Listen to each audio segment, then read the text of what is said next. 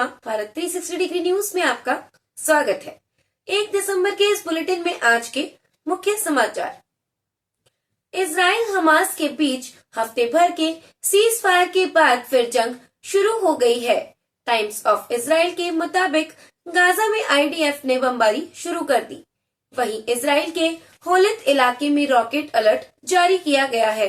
IDF ने Hamas पर cease fire का उल्लंघन करने के आरोप लगाए हैं।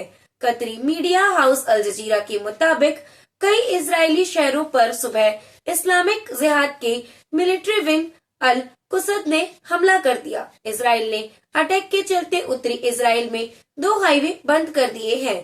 साथ ही बॉर्डर वाले इलाकों में खेती के काम पर भी रोक लगा दी है। इजरायली सेना ने गाजा के लोगों को खान यूनुस इलाके को खाली करने के आदेश भी दिए हैं। इसके लिए अरबी भाषा में लिखे पर्चे गिराए गए हैं। वहीं हमास ने कहा है कि इजराइल ने सुबह राफा के पास बमबारी की।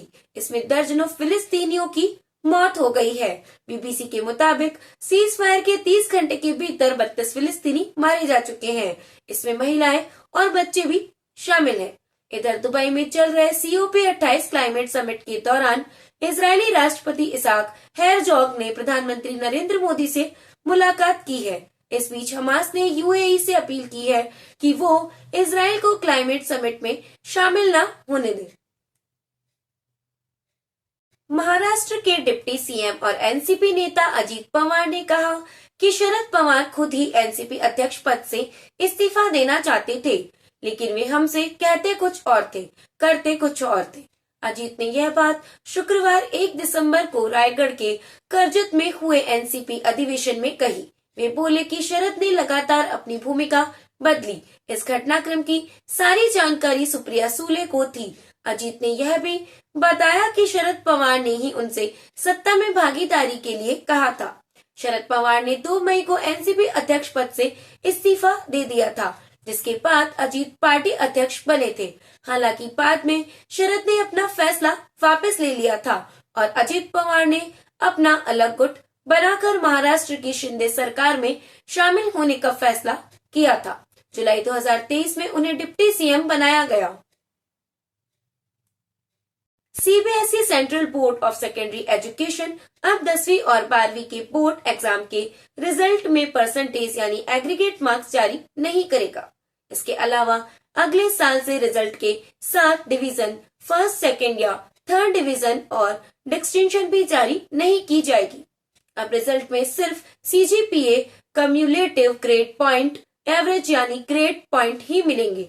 रिजल्ट से परसेंटेज हटाए जाने के फैसले पर CBSE के एग्जामिनेशन कंट्रोलर संयम भारद्वाज ने कहा कि ऐसा करने से ट्रेडिशनल ग्रेडिंग सिस्टम खत्म होगा। अब हम सभी सब्जेक्ट्स के मार्क्स को जोड़कर परसेंटेज निकालकर रिजल्ट कैलकुलेट करने की बजाय हर सब्जेक्ट में स्टूडेंट ने कैसा परफॉर्म किया है इस पर फोकस करना चाहते हैं। इसका मतलब ये है कि ओवरऑल परसेंटेज की बजाय अब हर सब्जेक्ट के लिए अलग अलग ग्रेड दिए जाएंगे और उनके एवरेज से CGPA कैलकुलेट किया जाएगा। एर्नाकुलम कांग्रेस ने आरोप लगाया है कि रक्षा मंत्रालय ने एर्नाकुलम में नौसेना एयरपोर्ट पर राहुल गांधी के प्लेन को लैंड करने की परमिशन नहीं दी। कांग्रेस के जिला अध्यक्ष मोहम्मद शियास ने कहा, मंत्रालय ने पहले लैंडिंग की अनुमति दी थी, लेकिन बाद में उसे वापस ले लिया गया। परमिशन नहीं मिलने के बाद कन्नूर से राहुल को ले जा रहे विमान को पास के नंदू बसेरी में कोचीन इंटरनेशनल एयरपोर्ट पर लैंड किया गया। राहुल गांधी शुक्रवार 1 दिसंबर को एर्नाकुलम के मरीन ड्राइव में महिला कांग्रेस सम्मेलन उत्साह का उद्घाटन करने पहुंचे थे। सुप्रीम कोर्ट में शुक्रवार को BSF के अधिकार क्षेत्र पर सुनवाई हुई, जिसमें सुप्रीम कोर्ट ने कहा कि केंद्र के फैसले से पंजाब पुलिस की शक्ति नहीं छीनी गई है। कोर्ट ने केंद्र और पंजाब सरकार को राज्य के भीतर बॉर्डर सिक्योरिटी फोर्स BSF के अधिकार क्षेत्र से संबंधित मुद्दे को बैठकर व शांतिमय ढंग से हल करने का निर्देश दिया। सुप्रीम कोर्ट ने कहा, यह एक मुकदमा है, इसलिए आप दोनों के बीच मुद्दों का आदान प्रदान किया जा सकता है। पार्टियां मुद्दों का आदान प्रदान करेगी ताकि लिस्टिंग की अगली तारीख से पहले मुद्दों का निपटारा किया जा सके। भारत ऑस्ट्रेलिया के बीच T20 सीरीज का चौथा मुकाबला रायपुर में खेला जा रहा है। शहीद वीर नारायण सिंह इंटरनेशनल स्टेडियम में ऑस्ट्रेलिया ने टॉस जीतकर गेंदबाजी करने का फैसला लिया है। टीम इंडिया ने पहले बल्लेबाजी करते हुए 16 ओवर में 4 विकेट पर 134 रन बना लिए हैं। रिंकू सिंह और जितेश शर्मा क्रीज पर हैं। ऋतुराज गायकवाड़ 32 रन बनाकर आउट हुए।